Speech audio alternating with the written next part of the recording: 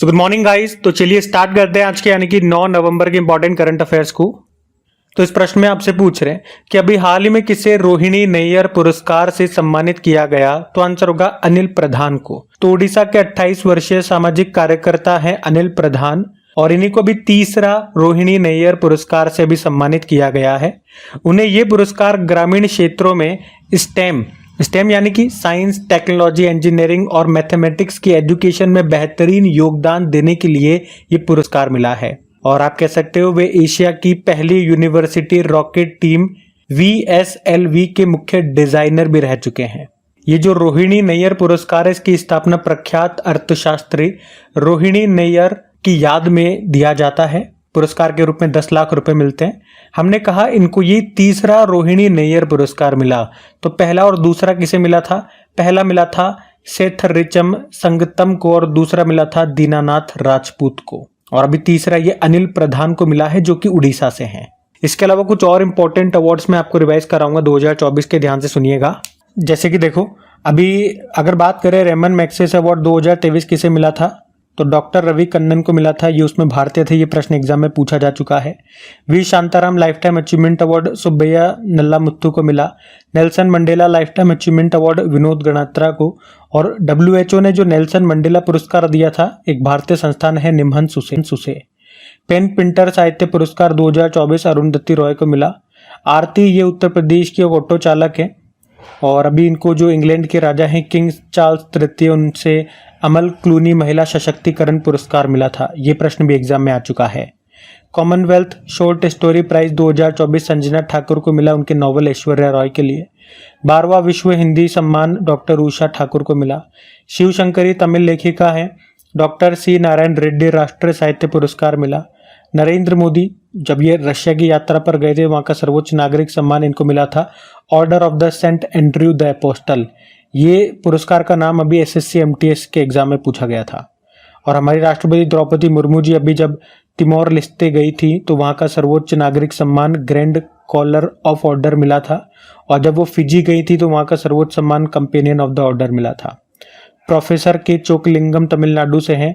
अभी हंस वोन हेंटिंग पुरस्कार मिला। और रिगोबर्टा मेंचुतुम ग्वाटेमाला से हैं। गांधी मंडेला पुरस्कार 2020 अभी मिला। अभिनव बिंद्रा ये शूटर है। ओलंपिक में भारत के लिए पहला गोल्ड यही लेकर के आए थे 2008 में जो बीजिंग ओलंपिक हुए थे वहाँ पे। अभी ओलंपिक ऑर्डर सम्मान इनको मिला था। कुछ और बताऊं अवार्ड्स तो डॉक्टर गोविंद राजन पद्मनाभन विज्ञान रत्न पुरस्कार मिला। अंतर्राष्ट्रीय ओलंपिक समिति ने अभी किसे ओलंपिक ऑर्डर के स्वर्ण पदक से सम्मानित किया? तो जो फ्रांस के प्रेसिडेंट इमैनुअल मैक्रोन को। राजश्री बिरला 25वें लाल बहादुर शास्त्री राष्ट्रीय उत्कृष्टता पुरस्कार 2024 से सम्मानित किया। अलेक्जेंडर दुन की बात करें ये अमेरिकी हैं। शस्त्र रामानुजन पुरस्कार 2024 मिला। और इंटरनेशनल एस्ट्रोनॉटिकल फेडरेशन ने अभी वर्ल्ड स्पेस अवार्ड दिया इसरो के अध्यक्ष S सोमनाथ को। और ह्यूमैनिटेरियन अवार्ड मानवतावादी पुरस्कार 2024 मिला मोहन जी को। कालिदास सम्मान पुरस्कार 2023 ये देता है कौन? मध्य प्रदेश सरकार। ये प्रश्न तो एग्जाम में आया था एक बार। और अभी किसको दिया? रघुपति भट्ट को। विभव तालुकदार अभी IUCN का हेनरी मैसेल पुरस्कार मिला इनको। सखारोव पुरस्कार ये यूरोपीय संसद देता है। मारिया कोरिना मचाडो और एडमंडो गोंजालेस को मिला। ये वेनेजुएला के विपक्षी नेता हैं। तो ये कुछ इंपॉर्टेंट अवार्ड्स मैंने आपको रिवाइज करा, इनको ध्यान में रखिएगा। अगला प्रश्न हम देखते हैं। फिर अगले प्रश्न में पूछ रहे हैं अभी हाल ही में राष्ट्रीय कैंसर जागरूकता दिवस ये मनाया गया। तो आंसर होगा 7 नवंबर को। तो भारत में हर साल 7 नवंबर को हम नेशनल कैंसर अवेयरनेस डे के रूप में मनाते हैं। उद्देश्य है लोगों को कैंसर की रोकथाम और प्रबंधन के बारे में शिक्षित करना। पहली बार 2014 में मनाया गया था ये।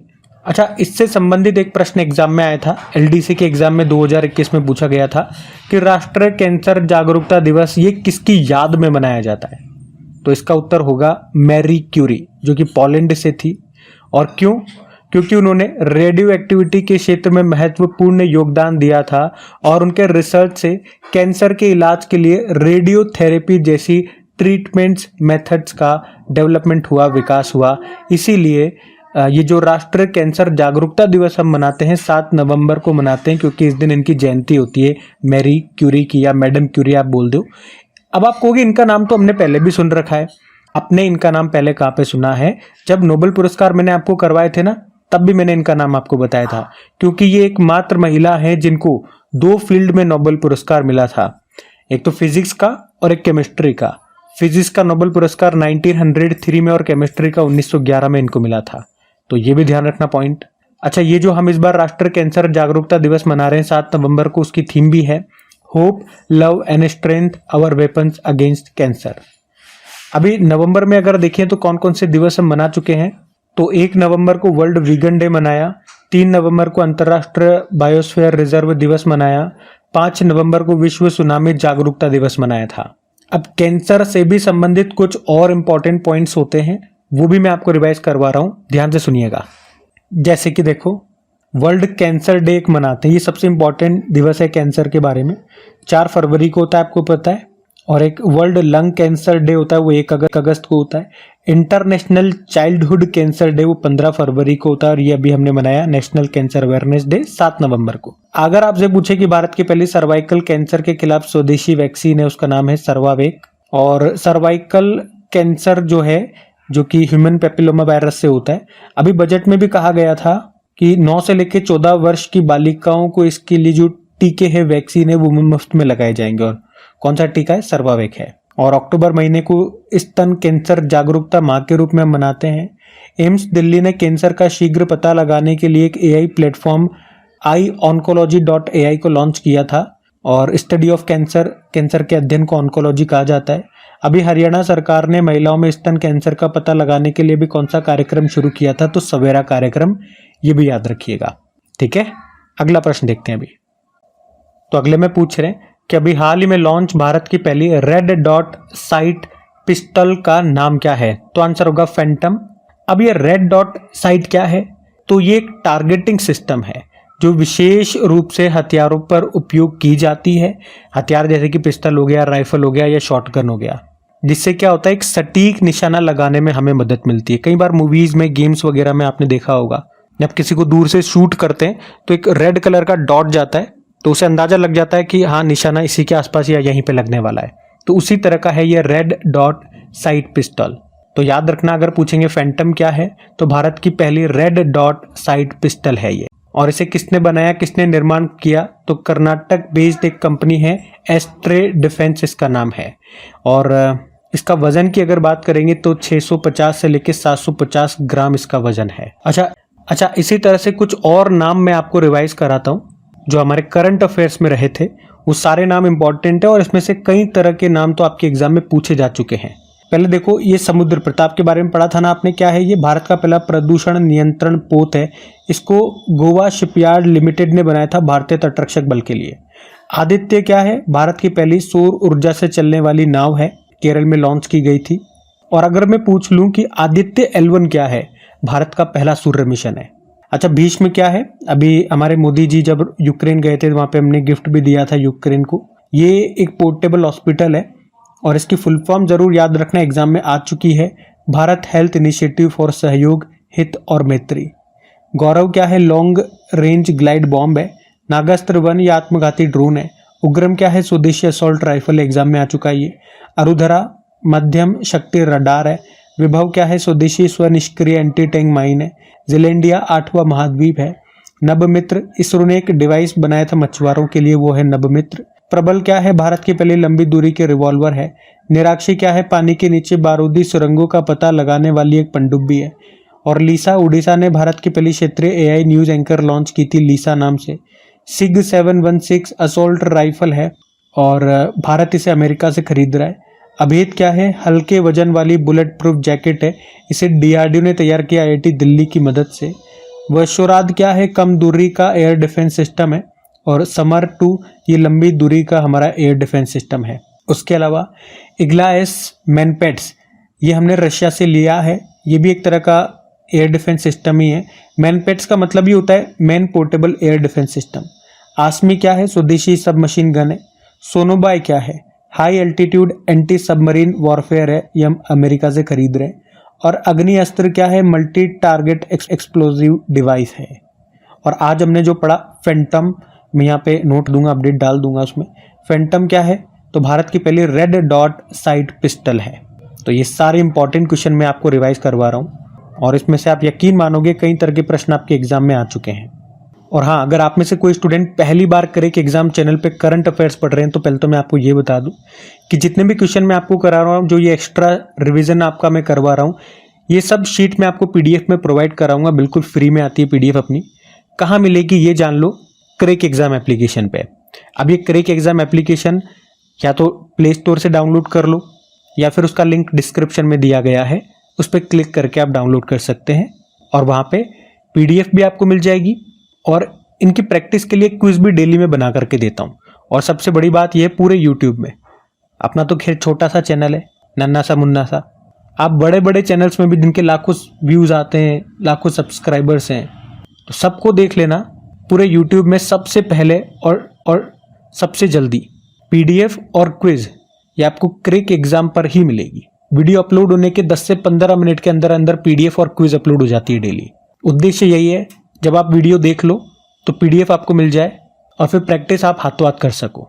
बाकी इतनी मेहनत आप लोगों के लिए करते हैं, दिल से मेहनत करते हैं अपना समझ के। तो आप लोगों से एक बड़े भाई की तरह एक रिक्वेस्ट करता हूँ, डेली वीडियो अगर अच्छा लगता है, मेहनत अच्छी लगती है, आपको हेल्प मिलती है, तो इसे सपोर्ट जरूर करें, इसे लाइक जरूर करें और अपने दोस्तों के साथ में स्टडी ग्रुप में एक बार शेयर जरूर कर दिया करें। अभी अगले प्रश्न की ओर फिर आपसे पूछ रहे हैं, अभी हाल ही में पर्यावरण जहाज सूचकांक में शामिल होने वाला भारत का पहला बंदरगाह कौन सा है? तो आंसर होगा मोरमुगाओ। तो एनवायरमेंट शिप इंडेक्स यानी कि पर्यावरण जहाज सूचकांक है। तो ऐसे बंदरगाह यानी कि पोर्ट्स जो एनवायरमेंट को ध्यान में रख करके काम करते हैं, उनको इस इंडेक्स में शामिल किया जाता है। 2011 से ये इंडेक्स जारी किया जा रहा है और इस बार इसमें शामिल होने वाला भारत का एकमात्र बंदरगाह ये मोरमुगाओ बंदरगाह है, जो आपको कहाँ मिलेगा? गोवा में मिलेगा। ये इतना आपको याद रखना है। अच्छा, अब यहाँ पे कुछ और इम्पोर्टेंट पोर्ट्स यानी कि बंदरगाह मैं आपको रिवाइज कराऊंगा जो आपके न्यूज में रहे थे।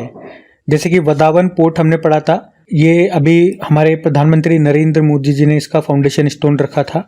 कहाँ पर बन रहा है? महाराष्ट्र के पालघर जिले में। और वर्ल्ड बैंक ने जो भी कंटेनर पोर्ट परफॉर्मेंस इंडेक्स 2023 जारी किया था, उसमें top Indian port Visakhapatnam port रहा था, इस लिस्ट में 19वें स्थान पे था। चाबाहार पोर्ट ये आपको मिलेगा ईरान में और इसी में एक शाहिद बेहस्ती टर्मिनल है, भारत ने उसे 10 सालों के लिए लीज पे ले लिया। और सितवे पोर्ट आपको म्यांमार में मिलेगा। कांके सतुराई पोर्ट श्रीलंका में है। पारादीप पोर्ट उड़ीसा में है। दार एस सलाम पोर्ट तंजानिया में है। हाइफा पोर्ट इजराइल में है। भारत की पहली एकीकृत कृषि निर्यात सुविधा ये शुरू हुई जवाहरलाल नेहरू पोर्ट पे। मोंगला पोर्ट बांग्लादेश में। ग्वादर पोर्ट ये पाकिस्तान में है, निर्माण चाइना ने कराया था। विजिंगजाम बंदरगाह ये केरल में आपको मिलेगा और ये भारत का पहला पूर्ण रूप से विकसित गहरे पानी का ट्रांसशिपमेंट पोर्ट है। उसके अलावा मोंगला बंदरगाह ये बांग्लादेश में हो गया।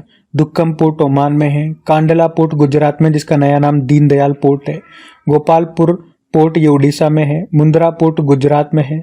हजीरा पोर्ट गुजरात में है। धामरा पोर्ट उड़ीसा में है। तो ये सभी पोर्ट्स आपके किसी न किसी कारण से न्यूज में थे, मैंने सारे आपको रिवाइज करा दिए, ध्यान में रखना। अगला प्रश्न देखते हैं।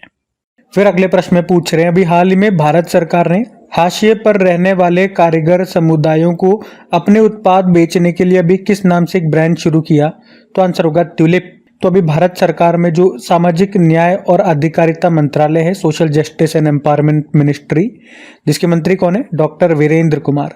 अभी इसी मंत्रालय ने हाशिए पर रहने वाले कारीगर समुदायों के जो उत्पाद हैं, जो प्रोडक्ट्स हैं, उनको बेचने के लिए अभी ट्यूलिप ब्रांड नाम से एक मंच शुरू किया है। हाशिए पर रहने वाले का मतलब हो गया जो कारीगर, मतलब जैसे फुटपाथ किनारे या रोड किनारे जो काम करते हैं, उन कारीगरों की बात हो रही है। और ट्यूलिप की फुल फॉर्म भी है यहाँ पे, traditional artisans upliftment livelihood programme. तो ट्यूलिप आप कह सकते हो ये एक ई मार्केट है, ऑनलाइन मार्केट है, जहां से ये कारीगर अपने प्रोडक्ट्स को भारत और विदेशों में बेच पाएंगे। और अभी शिल्प समागम मेले 2024 का उद्घाटन किया गया था, नई दिल्ली में हुआ था। और वहीं पे ये जो ट्यूलिप ब्रांड है, जो ये प्लेटफॉर्म है, ये लॉन्च किया गया है। और इस शिल्प समागम मेले का उद्देश्य यही था, हाशिए पर रहने वाले कारीगर समुदाय यहाँ पर आए, वो अपने उत्पाद प्रदर्शित करें ताकि उन्हें ज़्यादा से ज़्यादा एक्सपोजर मिल सके। तो ये आप ध्यान रखेंगे। अगला प्रश्न देखते हैं। फिर अगले में पूछ रहे हैं कि अभी हाल ही में न्यूट्रिनो का अध्ययन करने के लिए चर्चा में रहा जूनो वेधशाला का संबंध किससे है? तो आंसर होगा चाइना। देखो, जूनो का फुल फॉर्म हो गया Jiang man underground neutrino observatory. तो ये चीन का है, नाम से ही समझ में आ रहा है। और अभी ये न्यूज में क्यों है? तो ये न्यूट्रिनो पर डेटा संग्रह शुरू करने के लिए अभी तैयार है। तो न्यूट्रिनो का अध्ययन किया जाएगा और ये आवेश रहित कण होते हैं, यानी कि इन पे कोई चार्ज नहीं होता और द्रव्यमान जो मास होता है वो भी बहुत कम होता है। और आप कह सकते हो ब्रह्मांड का अध्ययन करने के लिए, ब्रह्मांड की स्टडी करने के लिए न्यूट्रिनो का अध्ययन किया जा रहा है। चीन ने इसका निर्माण किया और इस वेधशाला यानी कि लेबोरेटरी को जमीन से 700 मीटर गहराई में स्थापित किया गया है। अच्छा, अगर मैं आपसे पूछूं कि भारत में कहां पर न्यूट्रिनो वेधशाला स्थापित की जाएगी, तो थेनी, तमिलनाडु में। और आपको याद होगा टोक्यो यूनिवर्सिटी ने, जो चिली देश है, साउथ अमेरिका में जो चिली देश है, वहां पे विश्व की सबसे ऊंची वेधशाला का उद्घाटन किया था। अब बात यहाँ पे चाइना की है, तो ये रहा मैप में चाइना। देखो, चाइना कैपिटल होती है बीजिंग, करेंसी है रेनमिनबी, प्रेसिडेंट है शी जिनपिंग। तो आपको याद है अभी जो 8वीं एशियाई पुरुष हॉकी चैंपियंस ट्रॉफी 2024 हुई थी, चाइना के हुलुनबुई में हुई थी। आप लोग बताना इसमें विजेता कौन रहा और उपविजेता कौन रहा। दुनिया का पहला मीथेन संचालित रॉकेट लॉन्च किया था चाइना ने, जिसका नाम है जूके 2। और चाइना ये 2025 में गोबी रेगिस्तान में दुनिया का पहला thorium molten salt nuclear power station भी शुरू करेगा। उसके अलावा दुनिया की पहली high speed carbon fibre train ये बनाई है चाइना ने ही। और आप कह सकते हो एशिया की जो हाइड्रोजन संचालित ट्रेन है, ये सबसे पहले चाइना ने ही शुरू की थी। तो ये पॉइंट्स ध्यान रखना आप चाइना से। अगला प्रश्न देखते हैं। फिर अगले प्रश्न में पूछ रहे हैं 1 जनवरी 2025 से देश में बुर्के पर प्रतिबंध लागू होगा। कहां पर? स्विट्जरलैंड।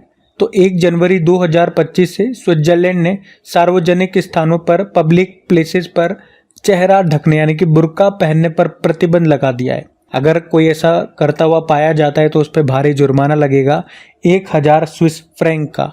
डॉलर में बात करेंगे तो लगभग $1144 का। और ऐसा क्यों कर रहे हैं ये?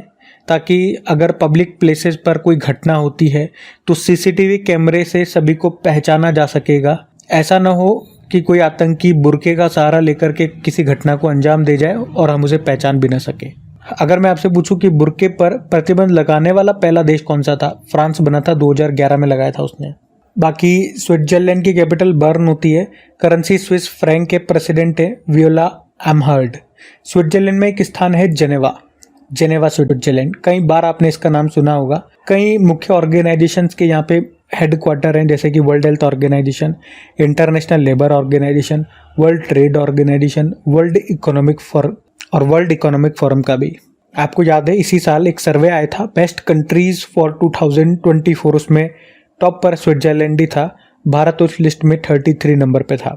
अभी वर्ल्ड टैलेंट रैंकिंग आई थी, उसमें भी स्विट्जरलैंड टॉप पे था, भारत 58 पे था। और इस साल जो यूक्रेन पीस समिट हुआ था वो स्विट्जरलैंड में ही हुआ था। तो ये सब बातें ध्यान में रखना। अगला प्रश्न देखते हैं। फिर पूछ रहे हैं अभी हाल ही में किस राज्य में भारत भूटान पर शुरू हुआ है पहला इंटीग्रेटेड चेक पोस्ट? तो आंसर होगा असम। तो असम में भारत भूटान सीमा पर पहले इंटीग्रेटेड यानी कि एकीकृत चेक पोस्ट की शुरुआत हो चुकी है। ये चेक पोस्ट असम के दारंगा में बनाया गया है। इसका उद्घाटन अभी असम के जो गवर्नर है लक्ष्मण प्रसाद आचार्य और भूटान के जो प्रधानमंत्री है शेरिंग टोब्गे, इन दोनों ने मिलकर के इस चेक पोस्ट का उद्घाटन किया। तो इसके बनने से दोनों देशों के बीच व्यापार करने में आसानी होगी। और इस चेक पोस्ट को लैंड पोर्ट्स अथॉरिटी ने डेवलप किया है।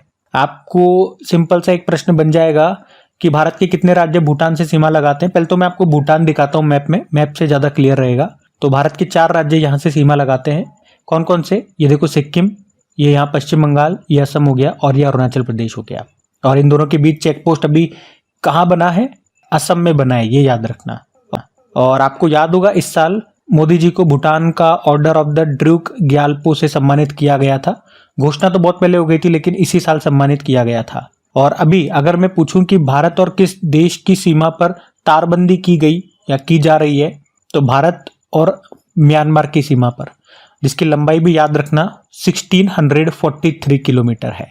वैसे देखो, भूटान की कैपिटल थिम्पू है, करेंसी है इंडियन रुपये या एंगल्ट्रम, और प्रधानमंत्री है शेरिंग टोब्गे। यहाँ के राजा हैं जिग्मे खेसर नामग्याल वांगचुक।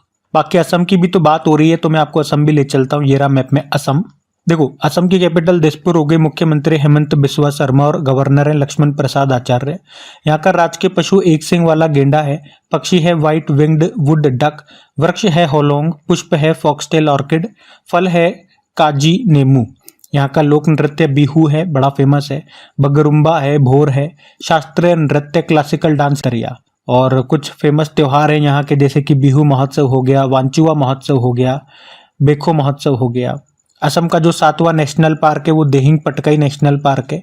इससे पहले छठा बना था रायमोना नेशनल पार्क।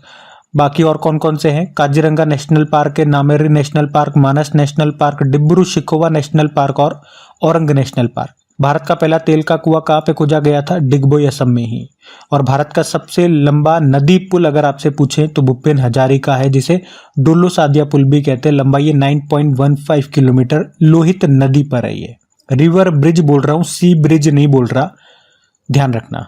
कुछ और करंट अफेयर्स में असम से आपको रिवाइज कराऊं तो याद होगा आपको, असम का पहला ई फिश मार्केट एप्लीकेशन लॉन्च हुआ था फिश वाले। और अभी असम के गुवाहाटी में दुनिया का पहला आनुवांशिक रूप से संशोधित जेनेटिकली मॉडिफाइड रबड़ का पौधा भी लगाया गया था। अमृत वृक्ष आंदोलन एप्लीकेशन यहाँ लॉन्च हुआ। अभी असम का जो मोईदम है उसको भारत का ये 43rd नंबर का यूनेस्को विश्व विरासत स्थल बना है, वर्ल्ड हेरिटेज साइट में शामिल हुआ। असम में ही दुनिया का पहला आनुवांशिक रूप से संशोधित जीत हो गया ऊपर। पूर्वोत्तर भारत के पहले कंप्रेस्ड बायोगैस प्लांट का उद्घाटन यहीं पे हुआ। नदियों में नाइट नेविगेशन मोबाइल ऐप को लॉन्च करने वाला पहला राज्य असम है। अमित शाह ने, जो गृह मंत्री है, असम के ब्रेव हार्ट लचित बोरफुकन पर एक बुक लॉन्च की थी जिसको लिखा है अरूप कुमार दत्ता ने। असम के जोरहाट में मोदी जी ने लचित बोरफुकन की स्टैचू का अनावरण किया था, जो कि 125 फुट ऊंची है।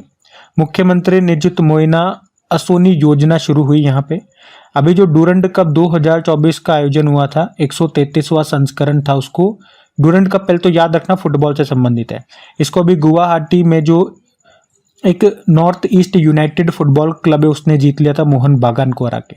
और टाटा इलेक्ट्रॉनिक्स कंपनी जो है ये भारत में 2 सेमीकंडक्टर देगी, एक तो धोलेरा गुजरात में और एक असम के मोरीगांव में, याद रखना। कट्टी बिहू महोत्सव मैंने आपको बताया इंपॉर्टेंट है।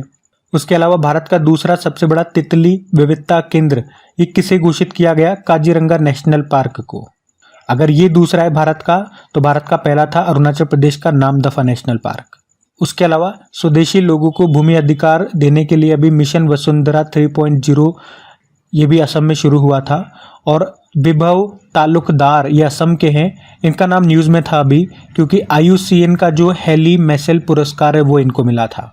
तो असम से संबंधित ये सारे इंपॉर्टेंट करंट अफेयर्स मैंने आपको यहाँ रिवाइज कराए, ध्यान में रखना। अगला प्रश्न देखते हैं। तो अगले में पूछ रहे हैं, अभी हाल ही में जारी QS एशिया रैंकिंग्स 2025 में कौन सा भारतीय संस्थान टॉप पर है? तो आंसर होगा IIT दिल्ली। तो अभी हाल ही में जारी QS एशिया रैंकिंग 2025 में 984 एशियाई संस्थानों में से 161 भारतीय विश्वविद्यालयों को इसमें शामिल किया गया है। और इनमें से भी 6 भारतीय विश्वविद्यालय टॉप 100 में शामिल हैं। और इन सभी भारतीय संस्थानों में टॉप पर कौन है? तो IIT दिल्ली टॉप पर है। वो इस पूरी रैंकिंग में या एशिया में 44वें स्थान पर है, क्योंकि एशिया यूनिवर्सिटीज की ही यह रैंकिंग है। तो इस पूरी रैंकिंग में IIT दिल्ली 44 नंबर पर है। उसके बाद IIT बॉम्बे 48 पे है, IIT मद्रास 56 पे है। लेकिन टॉप पर कौन है? टॉप पे चाइना का पेकिंग यूनिवर्सिटी है। अच्छा, यहाँ पे कुछ IITs में आपको रिवाइज करवाता हूँ।